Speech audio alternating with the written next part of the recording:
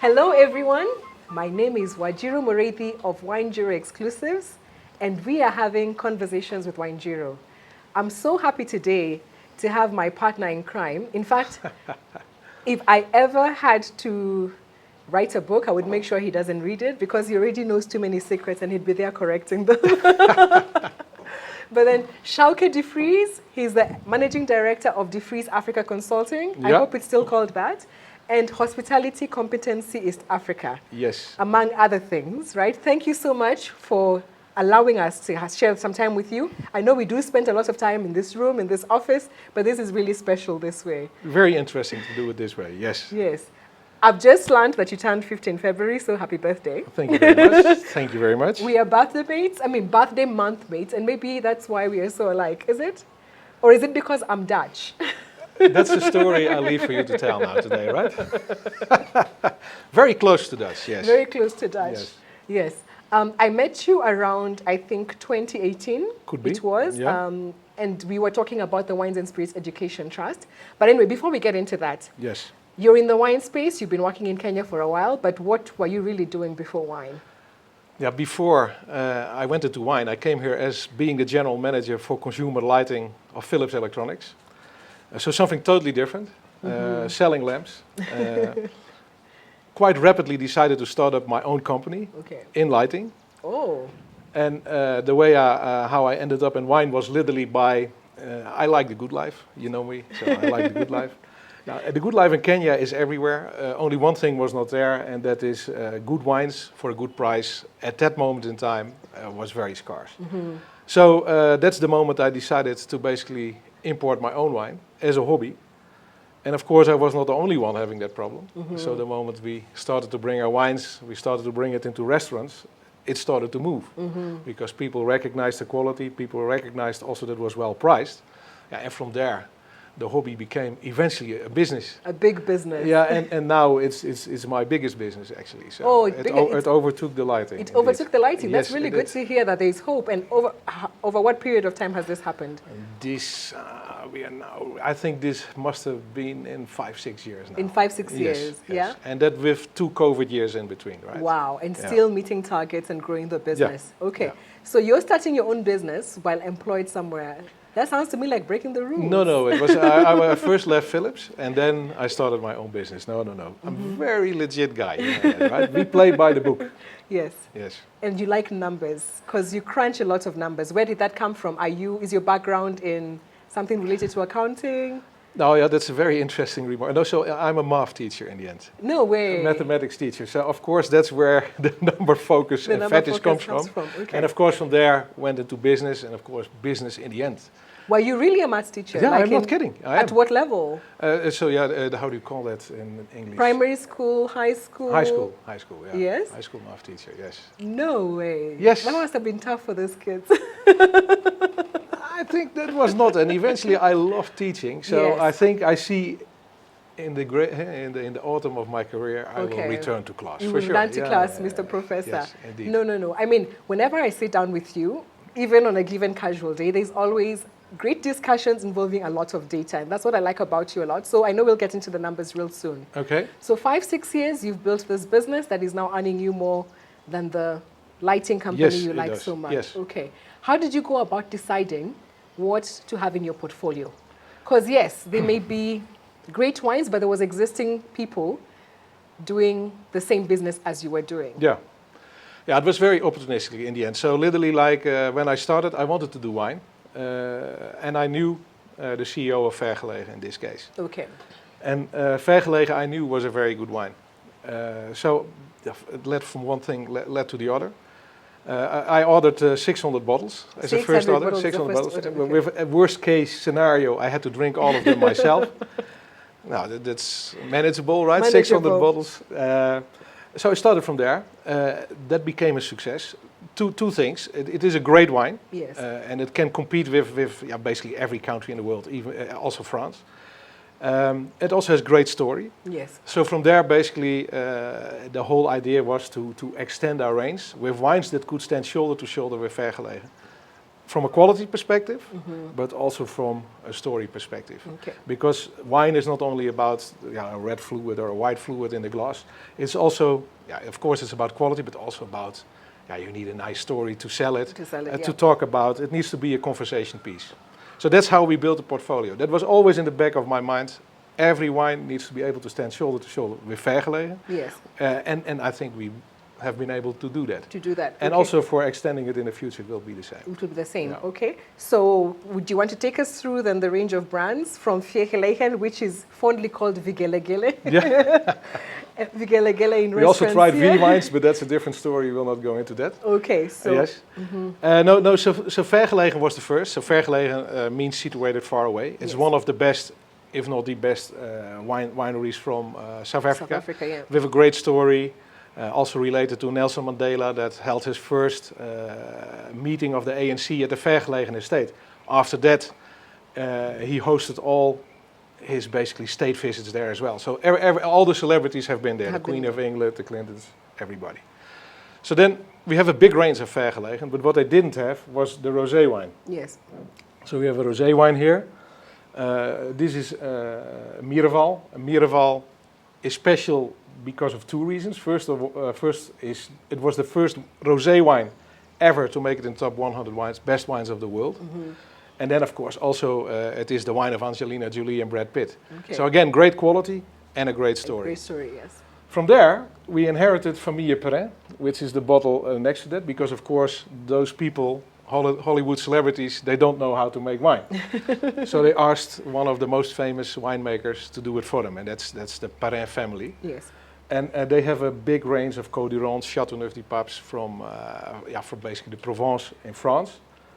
They also own Château de Beaucastel. We don't have it on the table here today, but that's literally one of the best chateaus from Châteauneuf-du-Pape. From there, people also wanted a sparkling. So we went to go to source a champagne. And also there, we wanted the best. So we went for Nicolas Fayat. And Nicolas Fayat is literally the #1 selling champagne in the home of Champagne, France. Okay. And the #3 in the world. So that's how we ended up with that brand. From there, because now it becomes a business, right? It's now not a hobby anymore. We extended into other countries. We went for Rufino, it's the Italian wine over there, which is one of the biggest brands in Italy. And also with a nice story related to the mafia. It was the first wine imported by the mobsters after the prohibition ended in the US. Great story. It's been featured in the Godfather movie. Yeah, and it is the house wine of Tony Soprano. Again, great quality, great story. And then Robert Mondavi, which is the undoubted #1 winery in the United States, the godfather of wine actually. And then the last one we currently have on the table is Kim Crawford, which is one of the great wineries in New Zealand. And the Sauvignon Blanc, which is here, is actually one of the better Sauvignon Blancs available in the world, actually. Okay. So that's how we build our portfolio. We will also come with some new wines in July. Again, from the old world this time. Cannot say too much about it yet. Yes. But you can be assured it has similar... There will be a story and it will be #1 or #2 or #3 somewhere in its class or something similar. Yes. I mean, thank you for that. And I mean, really, it's very surprising, for example, how Vergelegen was your first and even the price it came at. Yeah. You were still able to keep it very affordable. And I keep using that as an example about a Vergelegen wine, top South African wine, I think 36 in the world. They were one time during the wineries of the world, something, going for under 2,000 shillings wholesale. It was quite a big deal. And I know this particular varietal, the CSM, is your favorite. That's what I drink on that's what I drink at home. That is your house wine. Yeah, it is. It actually is. So of course I extended it because I have other wines, but it's still my go-to wine indeed. Okay. Yes. So tell us about that volume strategy you have, because you had the opportunity, because of how big these brands are, to really price them at a super premium. Yeah. But then in a way you provided them to us in the market discounted in a sense. Yeah. Yeah. How are you able to achieve that? Now, first of all, when we started with only one winery, it's simple supply chain, right? You only have one supplier, and by keeping it simple, you can keep costs low. But I also deliberately from day one had a margin strategy. So the amount of money I make, right, is to keep it, basically reasonable. Of course, I need to make money, right? Yes. But we did it in a way that in the end we make more volume. So basically, what our business model is we take top quality wines, because that from top quality estates, and we say we mid-level price them, right? Yes. So we price them a bit lower than what, especially at that moment in time, was the practice here in Kenya. And then in the end, let's make it simple, I ended up making more money. Because, of course, in the end, more sales. More volume times a bit less money, in the end, in the bank is more. And that's literally how the strategy extended to all the other things we did. And for us, service level has been key. So also even in tough times like we have now, because everybody knows global supply chains are complicated. We kept our service level high, and we also fly in sometimes at a loss even. Oh wow! To keep the flow going. Okay. So for me, indeed, top quality wines, mid-level priced, always available, is at the core of what we do. And I also like to think that we professionally manage it, and that we have a good team. Okay. And so all of that together, basically resulted in what we currently do. Great, great. And you've been hitting targets and even exceeding them year on year. Yeah. Yeah, we're happy to hear that. So who are your main customers in this ecosystem? So, of course, hospitality. So hospitality is still our biggest volume. And then, of course, a bit the better restaurants and the better hotels. COVID, in the end, made us focus also on retail. And then more the boutique wine shops, the places where people go to find something special. Yes. Of course, also online. We stay away from supermarkets very deliberately.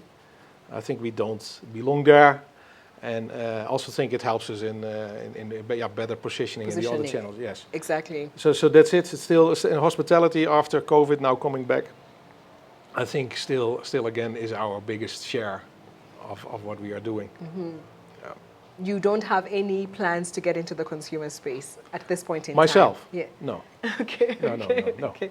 Yeah. I mean, the wines are accessible even to individuals who, of course, purchase through many of your channels and directly as well. Yeah, but that's a very deliberate choice not to do that. Not to do that. No. So also there, we selected our game, and our strategy is to become the best in that game, and everything else will just make me lose focus, right? Okay, sure. And that's so we stick to strategy indeed. Even sometimes it seems obvious or maybe logical to do something else. We stick to what we do, and make it better. Yeah. And your dedication to hospitality has been seen. Now, if we can come to the Wines and Spirits Education Trust, you're one of the first you own the brand, you own the license, meaning that anybody who wants to go through the course goes through you, but you've been very intentional in ensuring that people are trained as well. Yeah. Take us through the Hospitality Competency Center vision. Wow. Or strategy. Wow. You know, that's the fact that I managed to say that without slipping with my mother tongue influence. Good. It's good. So how did we ever come up with that name? HCCEA. Nah, it was literally, so why did we start with that? That's a good question. Yeah. Because of course we are in the quality segment of the wines. Yes. But then coming into this market with wines, vergelegen, which again is from a boutique winery, competing with almost industry wines, which have the same price. How do I explain that one is a better bottle than the other? And because price is a big signaler of quality. People think an expensive bottle is better than the cheaper bottle. So from there, we were thinking of how can we educate people so they understand quality in the industry. And also you have to think a bit way back. The industry was, people working in the industry, they are very enthusiastic about wine often, but they don't have a lot of knowledge about wine. About it, yeah. And neither do they have the qualifications. No, and that's I think that's a big gap. And then, of course, then we can do training, right? But you can also bring the number one educator into the country. And that's, of course, what we chose to do. And so we went with WCT, we spoke with them. It took a long time to actually get a license because it's a very serious process. So all the exams are prepared in the UK, all the exams are marked in the UK. And of course, yeah, they want to have end-to-end quality control. And before we had that into place, yeah, it took almost a year. You were part of it actually, right? The headaches. Yeah, and the costs. Yeah, yeah, the costs but I think in the end, where we are now, we were just talking about it. I think we have more or less 200 alumni here. Yes. In the industry. Within 4 years. Yeah. Yes. I think also the WCT recognizes our position here and that we are doing a good job. And I'd like to think also here again that we made a difference in industry. Absolutely. And also continue to do that.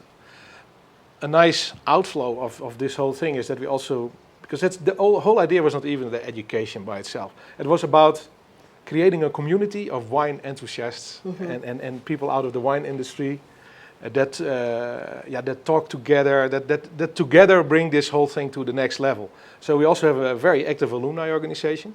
Which have regular tastings and well visited and yeah, I think even for that reason you already should take the course that you become part of the alumni because we have free events and you have a big network after that. Yes, and you get to be the first dibs at most of the wines produced, meet the winemakers like we did with the people who have been here already. Yes. Yeah, I mean that was I'm glad to be part of that partnership actually to bring that because I know. What you brought in was, of course, you're a wine importer, so a lot of the supplies for the training could be provided, and you also could take the brunt of the cash flow. The cash flow crazies with your good mathematics, yeah? So it's been quite an interesting partnership. And the fact now we have another educator in place and more to come, maybe I'll soon be doing my level 4 in France. And not sitting here in the rain with you. So now you want to commit me on camera, right? That's the only place to do it. That's the only place to do it. But I know there's a time you were taking a chef's course. Yeah, I did. Apparently, and burning your fingers and having to hand in exams and recipes. Yeah, I did. Yeah, so I know I actually got my, so I never got my... Yeah, you don't have your pin yet for this because you haven't done the exam. No. But I do have a professional chef's qualification. Yes, there I do you have. go. And that's all because indeed, in the end, the whole thing comes from passion, right? Yes, true. Good wines, good food, and the thing go hand in hand. Yes. And until today, at home, I do the cooking. I have sampled your food. I have seen you there, so I believe you. Yeah, it is. I do the cooking. I love that. You love that. Yeah. No, and we look forward to that becoming one of the institutions and, providing like certified courses over and above. I like it when people come to the office sometimes and they imagine this to be like a real school. Like a university, right? Yeah. Because of, I guess, of the impression you've created, and of course because they know it's a really good qualification as well. What more about the ecosystem? You came in to a market that had existing players. Yeah. And then you're this new kid on the block. Yeah. And you start really shifting with the whole pricing strategy. I know that was one of the things you shifted because somehow now prices are maybe much more palatable than they were in the beginning. Yeah, the wine industry across the board.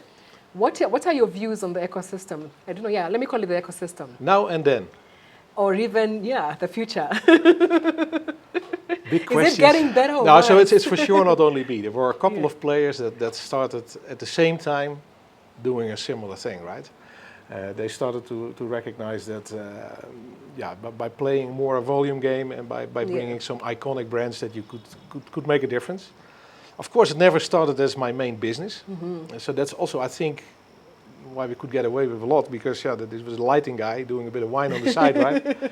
Like many others, actually. Yeah, indeed. So now, of course, it greatly improved, right? If you look to the wines available in Kenya, the prices that they are sold at, it's a different world out there. Yes. And a much more livable world because of it. So that's where we are now. I think the industry is professionalizing because you talk about competitors. I think with many of them, we're close, right? Yes. So we also work together. And also the market is big enough to almost not compete. Okay. And of course also many of our so-called competitors, because they are friends often, right? Yes. They also, we do the whole WCT thing. They also their staff goes through it. Their staff goes through it as well. Yeah. So it's not a cutthroat competitor world. Sure. The future, I think, of course, this is still a mature. This is not a mature wine market. So what you will see, to my humble opinion, is that other players will come in, international players will come in as well. There will be more and more. It will be crowded. The wine and the whole idea is how to be still differentiating in a crowded wine market. Very important. And then in the end also there will be consolidation, right? But that's not yet. To my humble opinion, we're still very far away. We're still very far from that. Maybe 5 years from now? Yeah, so for sure, not 5 more years. Yes. And then again, Kenya is not the only country you operate in. No. You want to tell us about your regional pursuits? Yeah, that's. I loved the opportunity I got to travel to the beautiful islands of Seychelles to teach, right? Yes. And then, unfortunately, we could not go on with that. Or are we going back? I think we're going back. No, but that's interesting that you say. So we work with countries that we're very active in. Actually, is Rwanda and the Seychelles. In Rwanda, we work with a partner, and we now hired our first, basically team member also in Rwanda. Okay, so we have a full-time person there, with the idea to redo what we have done here. So Vergelegen is already quite big in Rwanda. Yeah, it really is. But from there, we start with Vergelegen, the one product show here as well. We now will roll out the rest of the portfolio. And in the Seychelles, we just acquired our distributor. Okay. So we have our own company there now. Okay. And we are now, the thing is, and this is, so focus is key to success in the end. So we're focusing now on doing the next step in Rwanda. And after that, together with our partner. And then we will also focus on the Seychelles. Okay. And then with the Seychelles thing, also, of course, the whole WCT thing comes again, right? Because it's part of the formula. Yes. It's part of the game plan. So yes, probably there will be another opportunity to go to the Seychelles. I had this game plan, I was going to be spending 2 weeks in the Seychelles and 2 weeks in Nairobi, which is still hopefully going to work out soon. Good. Yeah, that sounds interesting. Yeah, I hope you have your visa in time now this time, right? You gave us a lot of stress then. I remember. So why Kenya? I mean, if you have opportunities to work regionally, and I'm sure you can work anywhere in the world you want to work, what is so special about this market? Oh, very interesting. So of course, when I came from Philips, so first I was the GM of international sales. So my region was Middle East, Africa, Central Asia, and Ukraine. Wow, and right? Ukraine. 69 countries. Okay. I have to mention. Ukraine was always separately mentioned, and also then already. So that's where we started. Then we brought the business, which was done on an expert base, to the continent. So we onshored the business, they call. So traveling the continent, travel the Middle East, travel the rest. Then I had to go make a choice, because of course I stopped my own organization in Europe, and now I had to go where I wanted to go. Now, one thing immediately, so no discussion whatsoever, it had to be Africa. Okay. This is where the exciting stuff is going to happen. The next 30 years, for sure. So Africa had to be. Then we could choose between different countries. And then the literally was West Africa, Egypt, South Africa. But Kenya is a very special country. It's of course easy to live because of the English language, but then but you're not even English. No, but I'm Dutch, so all the Dutch guys they speak English as well, right? But from there it was never a choice. Actually, it was just very logical. If we go here, we go to Kenya. Yes. Wow, I mean that's really interesting because they speak English in Uganda. Yeah, but also if you then they speak English in Nigeria. Yeah, but okay, but that's okay. Let's not even go there. Well, I don't want to insult people. No. Or Ghana, they speak English in Ghana, right? Yeah, they do. But so East Africa was logical, okay. And that now because let's now talk business and not the nice environment. It's of course Kenya is the hub here, okay. right? So yes. so from here, it's you can say Uganda, but it's not comparable. Okay. And from here, you also can easily travel the whole of Africa, because when I came from Philips, I needed to travel the whole of Africa. Okay. So also logistically, from a business point of view, it was a logical choice. Okay. But for sure, the private part of liking this country was the thing that made the decision. Because I actually could choose where we were going to put Philips headquarters at that moment in time. So we were lucky for that. We were lucky that Kenya was chosen. I And it wasn't anything to do with KLM having direct flights. direct flights to Amsterdam you can get from everywhere. Okay. So yes, there's all these loving things and great things you've said about Kenya. Yeah. But then sometimes the business environment is quite challenging. It is. Do you want to maybe touch on some aspects of that? Wow. I remember the story, I don't know whether, maybe, I guess the loss has healed now, of your first shipment coming Oh yeah, interesting. from Mombasa to Nairobi. I always forgot about it. No, so you're Am right. I opening old wounds for that one? No, it's interesting. So also there, things change very rapidly here, right? So that's what I said. Everything is happening here and it's happening fast. Yeah, okay. But no, my first real shipment, the container shipment, came in. Yeah, that basically arrived. I was in Rwanda at that moment in time, got a phone call, and it fell off the truck. And and then of course when alcohol falls off the truck, there are interested people, right, in getting those bottles. So basically, without going in too much detail, it was a lot of things. Police was involved, a lot of bottles stolen. We were underinsured, of course, because of inexperience. Wow. And it was a huge loss. So out of the whole container, we only had 2,000 bottles, which made it to the warehouse. That is less than a pallet. Actually it's not. It's not. Okay, it's a bit 600 more. bottles. Okay. Yeah, fucking in numbers, right? Huh?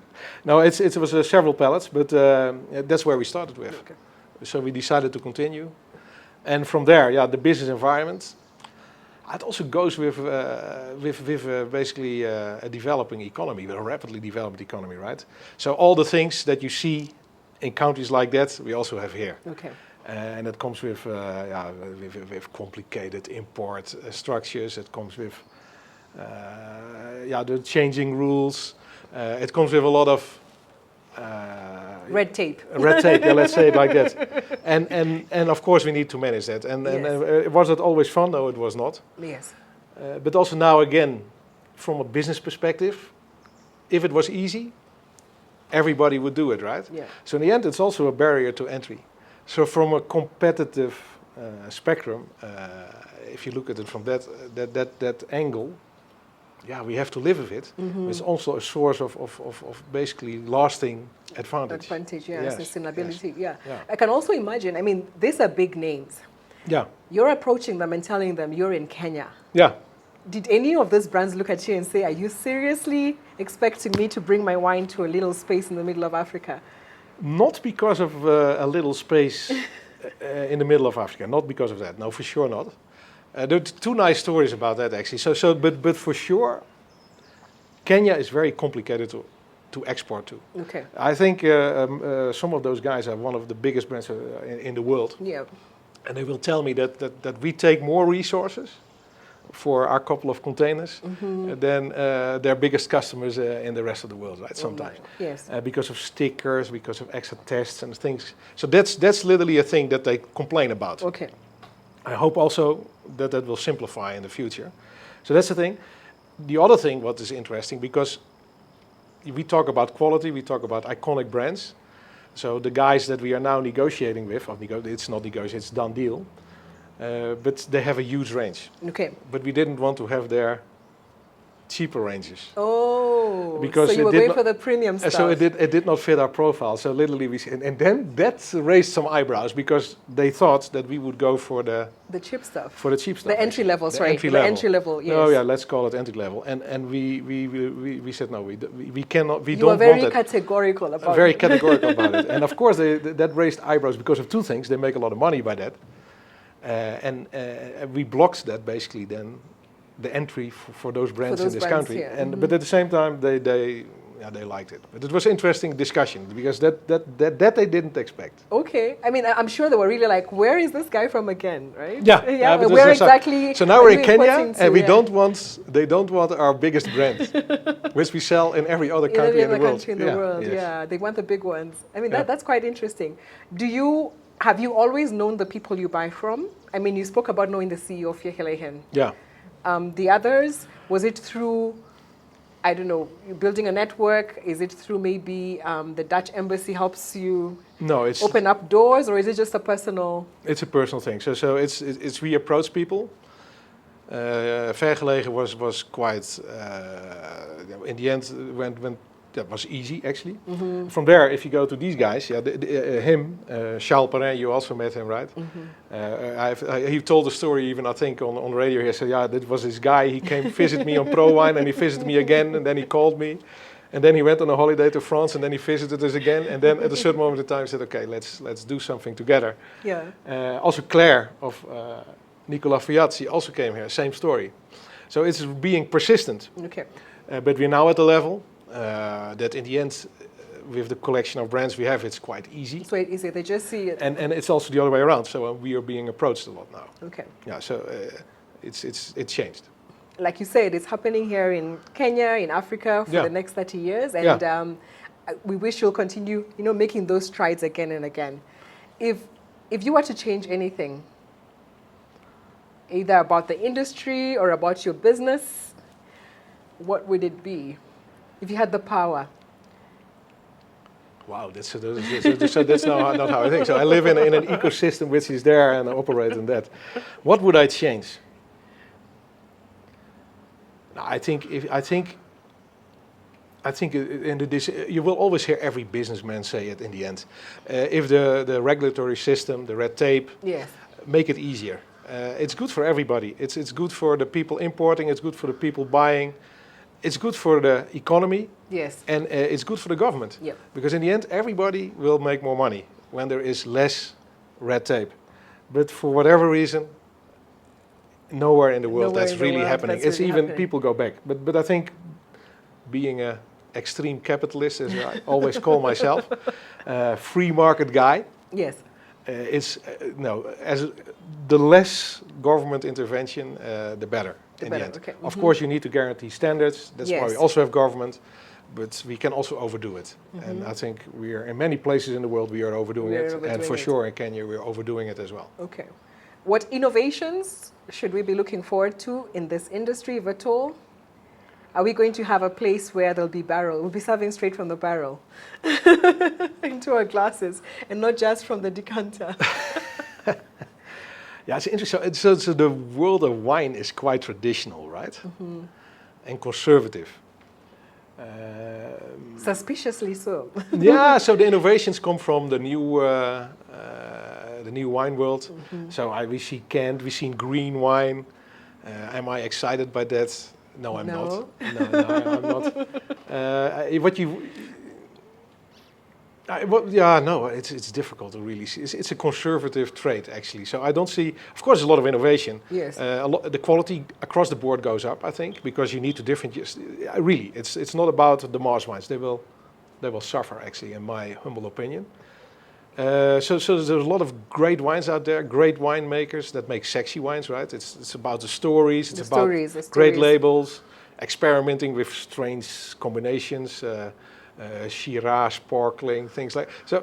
But at the same time, it's all wine. Yes. It still remains wine. And if you become too innovative, is it still wine? I don't know.